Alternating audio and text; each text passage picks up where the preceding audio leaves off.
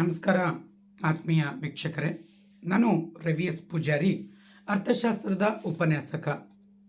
ಸ್ನೇಹಿತರೆ, ಇವತ್ತಿನ ನಾವು ವಿಡಿಯೋನಲ್ಲಿ ಒಂದು ಹೊಸದಾಗಿರುವಂಥ ಒಂದು ಕಾನ್ಸೆಪ್ಟು ರಿವೈಸ್ ಕ್ವಶನ್ ಬ್ಯಾಂಕ್ನಲ್ಲಿ ಆಲ್ರೆಡಿ ಲಾಸ್ಟ್ ಇಯರ್ನಲ್ಲಿ ಇದು ಇಂಟ್ರೊಡ್ಯೂಸ್ ಆಗಿರುವಂಥದ್ದು. ಸೊ ಇಲ್ಲಿ ಒಂದು ಕಾಟನ್ ಬಗ್ಗೆ ಇರುವಂಥ ಒಂದು ಪ್ರಶ್ನೆ ಇದೆ. ಈ ಪ್ರಶ್ನೆಯನ್ನು ನನಗೆ ಒಂದು ಸುಮಾರು 3-4 ಜನ ಕ್ವಶನ್ಸ್ಗಳನ್ನು ಮಾಡಿದ್ದಾರೆ. ಸೊ ನನ್ನ ವಾಟ್ಸಪ್ ಇದರಲ್ಲೆಲ್ಲ. ಸೊ ಅದಕ್ಕೆ ಇದನ್ನು ತೊಗೋಬೇಕು ಅಂತ ಅನಿಸ್ತು ನನಗೆ. ಸೊ ಇಲ್ಲಿ ಹಳೆ ಕಾನ್ಸೆಪ್ಟೇ ಇದೆ, ಬಟ್ ಕ್ವಶನ್ಸು ಸ್ವಲ್ಪ ಚೇಂಜಸ್ ಮಾಡಿದ್ದಾರೆ. ಸೊ ಏನಿದೆ ಕ್ವಶನ್ಸ್ ನೋಡಿ, ಇಲ್ಲಿ 2 ಮೀಡಿಯಮ್ನಲ್ಲಿ ನಾನು ಅದನ್ನು ಎಕ್ಸ್ಪ್ಲೇನ್ ಮಾಡ್ತಾ ಇದ್ದೀನಿ. ದ ಮಾರ್ಕೆಟ್ ಫಾರ್ ಕಾಟನ್ ಅಂತ, ಅಥವಾ ಡಿಮ್ಯಾಂಡ್ ಫಾರ್ ಮಾರ್ಕೆಟ್ ಅಂತೇಳಿ ಕಾಟನ್ ಬಗ್ಗೆ ಇರೋದು. ಆಮೇಲೆ ಸಪ್ಲೈ ಇಕ್ವೇಷನ್ಸ್ ಇರುತ್ತೆ, ಮಾರ್ಕೆಟ್ ಪ್ರೈಸ್ ಕೊಟ್ಟಿರ್ತಾನೆ. ಇಲ್ಲಿ ಚೇಂಜಸ್ ಮಾಡಿದ್ದಾರೆ. ಮೊದಲ ಹಳೆಯ ಡೇಟಾ ಬೇರೆ ಇತ್ತು, ಇದರಲ್ಲಿ ಹೊಸ ಡೇಟಾನಲ್ಲಿ ಚೇಂಜಸ್ ಆಗಿದೆ. ಇದು ಮಾಡಲ್ ಪೇಪರ್ 3ನಲ್ಲಿ ಈ ಕ್ವಶನ್ಸ್ ಇದೆ. So 30 question number 30 ಇದೇನಿದೆ. ಸೊ ಇದನ್ನು ಸ್ವಲ್ಪ ಸಾಲ್ವ್ ಮಾಡಿರಿ ಅಂತ ಹೇಳಿ ನನಗೆ ಕಳಿಸಿದರು.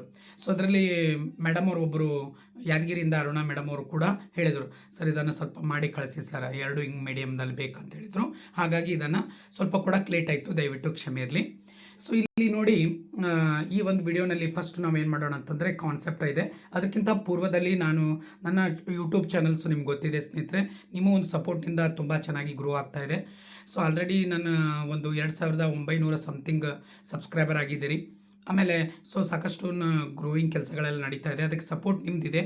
ಇನ್ನೂ ನನಗೆ ನಿಮ್ಮ ಕಡೆಯಿಂದ ನಂಗೆ ಸಪೋರ್ಟ್ ಬೇಕಾಗಿರೋದು ನನ್ನ ಯೂಟ್ಯೂಬ್ ಚಾನಲ್ಸ್ದು ಏನು ಇದು ಇದೆ, ಮೆಂಬರ್ಶಿಪ್ ದಯವಿಟ್ಟು 29 ರುಪೀಸ್ ಅದನ್ನು ಮಂತ್ಲಿ ಇದೆ. ಸೊ ಯಾರ್ಯಾರಿಗೆ ಆಗುತ್ತೆ ಅದನ್ನು ತೊಗೊಂಡು ಮೆಂಬರ್ಶಿಪ್ಪನ್ನು ಮಾಡ್ಕೊಳ್ಳಿ ಅಂತ ನಾನು ಕೇಳ್ಕೊಳ್ತಾ ಇದ್ದೀನಿ. ಆಮೇಲೆ ಕರ್ನಾಟಕದಾದ್ಯಂತ ವಿದ್ಯಾರ್ಥಿಗಳಿಗೆ, ಎಲ್ಲ ಕಡೆ ನಮ್ಮ ವಿದ್ಯಾರ್ಥಿಗಳಿಗೆ ಇದು ಹೋಗಬೇಕು. ಯಾಕಂದರೆ ಹೊಸ ಕಾನ್ಸೆಪ್ಟು ಸುಮಾರು ವಿದ್ಯಾರ್ಥಿಗಳಿಗೆ ಇದನ್ನು ತಲುಪ್ತಾ ಇಲ್ಲ. ಹಾಗಾಗಿ ನನ್ನ ಕಡೆಯಿಂದ ಎಷ್ಟು ಮ್ಯಾಕ್ಸಿಮಮ್ ಆಗುತ್ತೆ ಅಷ್ಟನ್ನು ಕೊಡೋಕ್ಕೆ ನಾನು ಪ್ರಯತ್ನ ಮಾಡ್ತಾಯಿದ್ದೀನಿ. ಸೊ ನನ್ನ ಒಂದು ಯೂಟ್ಯೂಬ್ ಚಾನಲ್ ಜೊತೆಗೆ ಏನಿದೆ, ವಾಟ್ಸಪ್ ಗ್ರೂಪ್ ಇದೆ ಕರ್ನಾಟಕ ವಿದ್ಯಾರ್ಥಿ ಬಳಗ, ಅಲ್ಲಿ ಕೂಡ PDF ಎಲ್ಲ ಸಿಗುತ್ತೆ. ಆಮೇಲೆ ಟೆಲಿಗ್ರಾಮ್ ಗ್ರೂಪ್ ಇದೆ, ಅಲ್ಲೂ ಕೂಡ ನೀವು ಜಾಯ್ನ್ ಆದರೆ ನಂದು ರೆಗ್ಯುಲರ್ ಇರುವಂಥ ಏನು ಕಂಟೆಂಟ್ ಇದೆ. ಸುಮಾರು ಜನ ನಾನು ಕೇಳ್ತಾ ಇದ್ದರೆ 4 ಮಾರ್ಕ್ಸು 6 ಮಾರ್ಕ್ಸು ಮತ್ತು ಇಂಪಾರ್ಟೆಂಟ್ ಕೊಡಿ ಅಂತ. ಖಂಡಿತವಾಗ್ಲೂ ಕೊಡ್ತೀನಿ, ಸ್ವಲ್ಪ ವೆಯ್ಟ್ ಮಾಡಿ. ಸೊ ಇವಾಗ ನಿಮ್ಗೆ ಮಾಡಬೇಕಾಗಿರುವಂಥ ಒಂದು ಚಾಲೆಂಜಸ್ ಏನಿದೆ ಅಂದರೆ, ಸೊ ವಿದ್ಯಾರ್ಥಿಗಳೇ, ಮಾಡಲ್ 1, ಮಾಡಲ್ 2, ಮಾಡಲ್ 3 ಈ 3 ಪೇಪರ್ಗಳನ್ನು ದಯವಿಟ್ಟು ಕರೆಕ್ಟಾಗಿ ಕೂಲಂಕುಷವಾಗಿ ಅದನ್ನು ನೀವು ಸ್ಟಡಿ ಮಾಡ್ಕೊಂಡ್ಬಿಡಿ. ಯಾವುದೇ ಕ್ವಶನ್ಸನ್ನು ಅಲ್ಲಿ ಸೊ ನೀವು ದಯವಿಟ್ಟು ಕಾನ್ಸೆಪ್ಟ್ ಯಾವುದೇ ಇರಲಿ ಅದನ್ನು ಬಿಡಬೇಡಿ. ಸೊ ಅದನ್ನು ಅರ್ಥ ಮಾಡ್ಕೊಳ್ಳಿ. ಸೊ ಅದ್ರ ಬಗ್ಗೆ ಮತ್ತೆ ಎಲ್ಲಾದರೂ ಕೂಡ ನಿಮಗೆ ಡಿಫರೆನ್ಸ್ ಇತ್ತು, ಏನಾದರೂ ಪ್ರಾಬ್ಲಮ್ ಇತ್ತು ಅಂದರೆ ನನ್ನ ಒಂದು ಇದರಲ್ಲಿ ವಾಟ್ಸಪ್ ಗ್ರೂಪ್ ಆಗಿರಲಿ ಮತ್ತು ಇದರಲ್ಲಿ ಯೂಟ್ಯೂಬ್ ಇದರೊಳಗೆ ನೀವು ಇದು ಕಮೆಂಟ್ ಮಾಡಿದಾಗ ನಾನು ಅಲ್ಲಿ ನೋಡಿಕೊಂಡು ಮತ್ತು ಅಪ್ಡೇಟ್ ಕೊಡ್ತೀನಿ, ಸರಿನಾ? ಸೊ ಅದಕ್ಕೋಸ್ಕರ ನಿಮ್ಗೆ ಹೇಳಿದೆ, ಅದು ಫಸ್ಟ್ ಮಾಡಿ, ಅದು ಮಾಡಲೇಬೇಕು ಕಂಪಲ್ಸರಿ. ಅದಾದ ನಂತರ ನೆಕ್ಸ್ಟ್ ನಿಮ್ಗೆ ಏನು ಮಾಡ್ತೀನಿ, ಇಂಪಾರ್ಟೆಂಟ್ ಕ್ವಶನ್ಸ್ಗಳನ್ನು ಕೊಡ್ತೀನಿ. ಅವುಗಳನ್ನು ನೋಡಿಕೊಂಡು ನೀವು ಸ್ಟಡಿ ಮಾಡಿದ್ರೆ ಈ ಸಲ ಚೆನ್ನಾಗಿ ನಾವು ಔಟ್ ಆಫ್ ಔಟನ್ನು ಮಾಡ್ಕೋಬೋದು ಈಸಿಯಾಗಿ. ಅದಕ್ಕೋಸ್ಕರ ಹೇಳ್ತಾ ಇದ್ದೀನಿ, ಲೇಟ್ ಮಾಡೋದು ಬೇಡ.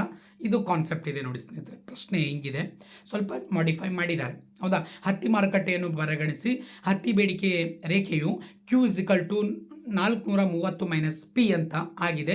ಮಾರುಕಟ್ಟೆಯಲ್ಲಿ ಏಕರೂಪದ ಉದ್ಯಮಗಳಿವೆ ಎಂದು ಕಲ್ಪಿಸೋಣ. ಅದರಲ್ಲಿ ಒಂದು ಉದ್ಯಮ ಘಟಕದ ಪೂರೈಕೆಯು ರೂಪಾಯಿ 30 ಇದೆ, ಬೆಲೆ 30 ರೂಪಾಯಿಯಲ್ಲಿ ಬೆಲೆ ಇದೆ.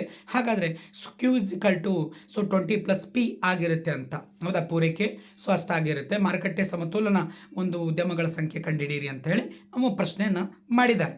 ಸೊ ಈಗ ಅದನ್ನೇ ಇಂಗ್ಲೀಷ್ ಮೀಡಿಯಮ್ನಲ್ಲಿ ಇದೆ ಸೇಮ್, ಹೌದಾ? Consider the market for cotton. The demand curve for the cottons is Q = 430 - P. Assume that the market consists of the identical firms. Identical firms means it is the homogeneous product or homogeneous like a market. Okay, same is there. And in the which supply of a single firm is Q = 20 + P. At the price is 30 rupees. The calculate the equilibrium under the firm. Okay. So ಈ ರೀತಿಯಾದಂಥ ಒಂದು ಪ್ರಶ್ನೆಯನ್ನು ಕೊಟ್ಟಿದ್ದಾನೆ. So ಇಲ್ಲಿ ನಾವು ಅವುಗಳನ್ನು separate ಮಾಡ್ಕೋಬೇಕು. ಹತ್ತಿ ಮಾರುಕಟ್ಟೆ ಬೇಡಿಕೆ ಎಷ್ಟಿದೆ, Q = 430 - P ಅಂತಿದೆ, ಅದನ್ನು ಬರ್ಕೋಬೇಕು.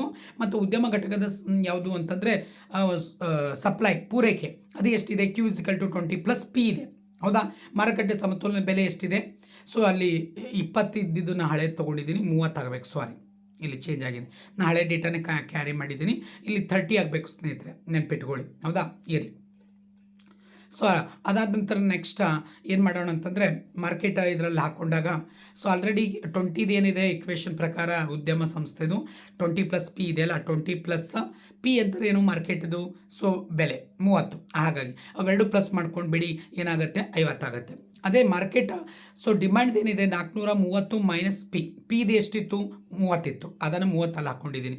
ಹಾಗಾಗಿ ಸೊ 430 ಮೈನಸ್ 30 ಮಾಡಿದಾಗ ಅಲ್ಲಿ 400 ಬರುತ್ತೆ. ಇಷ್ಟೇ ಸರಿನಾ? ಇವೆರಡು ಇಕ್ವೇಷನನ್ನು ಕಂಡುಹಿಡಿದೀವಿ. ಈಗ ಸೊ ಉದ್ಯಮಗಳ ಸಂಸ್ಥೆಗಳು ಎಷ್ಟಿದಾವ, ಉದ್ಯಮ ಘಟಕಗಳು ಎಷ್ಟಿದಾವ ಅಂತೇಳಿ ನಾನು ಅದಕ್ಕೆ ಏನು ಮಾಡ್ಕೊಂಡಿದ್ದೀನಿ, Q0 ಡಿವೈಡೆಡ್ ಬೈ QSF ಅಂತ ತೊಗೊಂಡಿದ್ದೀನಿ. ಅಂದರೆ Q0 ಅಂತಂದರೆ ಉದ್ಯಮಗಳ ಸಂಖ್ಯೆ ಎಷ್ಟು ಅಂತಂದರೆ ಅದು ನಾವು ಇಕ್ವೇಷನ್ ಕಂಡುಹಿಡಿದಾಗ 400 ಬಂದಿತ್ತಲ್ಲ ಅದನ್ನು ಹಾಕ್ಕೋಬೇಕು. ಅದಾದ ನಂತರ ಡಿವೈಡೆಡ್ ಬೈ ಸೊ ಸಪ್ಲೈ ಎಷ್ಟಾಗಿದೆ 20 + 30 = 50. ಹಾಗಾದರೆ ಸೊ 50 ಭಾಗಿಲಾಗುತ್ತೆ, 51 58 ಹೌದಾ? ಸೊ ಅಲ್ಲಿ ಏನಾಗುತ್ತೆ 0 0 ಕ್ಯಾನ್ಸಲ್ ಮಾಡಿದ್ರೆ 5 1 5 8 40 ಸರಿನಾ? 8 ಉದ್ಯಮ ಘಟಕಗಳು.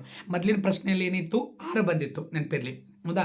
ಇಲ್ಲಿ ನಿಮ್ಗೆ ಸೊ ಮಾರ್ಕೆಟ್ ಬೆಲೆ 20 ಕೊಟ್ಟಿದ್ದೀನಲ್ಲ, ಇದು 30 ಇದೆ, ಹಳೇದು ಡೇಟಾ ಇದೆ, ಅದನ್ನೇ ನಾನು ಹಾಗೆ ಟೈಪ್ ಮಾಡ್ಕೊಳ್ಳೋಂಗೆ ಬಂದಿದೆ, ಅದಕ್ಕೆ ನಿಮ್ಗೆ ಹೇಳಿದೆ ನಾನು ಹೌದಾ? ಅದು 30 ಮಾಡ್ಕೋಬೇಕು. ಹಾಗಾದರೆ ಸೊ ಇವಾಗ ಏನಾಗುತ್ತೆ ಅಂದರೆ ಲಾಸ್ಟಿಗೆ ಈ ಸ್ಟೇಟ್ಮೆಂಟನ್ನು ಬರಿಬೇಕು, ನೆನಪಿಟ್ಗಳು. ಈ ರೀತಿಯಾಗಿ ಹತ್ತಿ ಮಾರುಕಟ್ಟೆ ಬೆಲೆ ಅಥವಾ ಹತ್ತಿ ಬೆಲೆ ಎಷ್ಟು 30 ಅಂತ, ಸಮತೋಲನ ಪ್ರಮಾಣ ಮತ್ತು ಉದ್ಯಮ ಸಂಖ್ಯೆಗಳ ಕ್ರಮವಾಗಿ ಹೀಗಿದೆ. ಸೊ ಯಾವುದು ರೂಪಾಯಿ 30, 400 ಮತ್ತು 8 ಅಂತ ಇಷ್ಟು ಆಗಿದೆ ಅಂತ ಬರೆದಾಗ ಮಾತ್ರ ನಿಮ್ಗೆ 4 ಮಾರ್ಕ್ಸು ಸಿಗುತ್ತೆ. ಇಷ್ಟೇ. ಇದಾದ ನಂತರ ನೆಕ್ಸ್ಟ್ ಇಂಗ್ಲೀಷ್ ಮೀಡಿಯಮ್ನಲ್ಲಿ ಸೇಮ್ ಕಾನ್ಸೆಪ್ಟ್ ಇದೆ, ಇಲ್ಲಿ ಕರೆಕ್ಟಾಗಿ ತೊಗೊಂಡಿದ್ದೆ. The market demand for cotton Q is equal to 430 minus P. Then the market supply for cotton Q is equal to 20+P. Then market price is so 30. So then we have started with the equations. Q0 is equal to 430 minus P. So 30 minus P means 30. Okay, so 430 minus 30 so is equal to 400. Okay, Q0. So at a P0 is like 30, market price is 30. So then next quantity, so quantity of supply, so 20+P, 20 plus 30 is equal to 50. So then we have the find out the so number of firm. So Q0 divided by QSF is equal to 400 divided by 50 is equal to 8. So that is the so like how many it will be the firm equilibrium firm is 8. Okay, that is the answer. At the market price is the 30, then equilibrium firm is so how many is there 8. So this is the answer of the so this one questions. Okay, this one question it will become for in like a model paper 3. Okay, so model paper 3. Okay, so thank you everyone. So love you all. So ಇದನ್ನು ಎಲ್ಲ ಒಂದು ಗ್ರೂಪಿಗೆ ಇದನ್ನು send ಮಾಡಿ, share ಮಾಡಿ, like ಮಾಡಿ, comment ಮಾಡಿ. ತುಂಬ ಹೃದಯದ ಧನ್ಯವಾದಗಳು.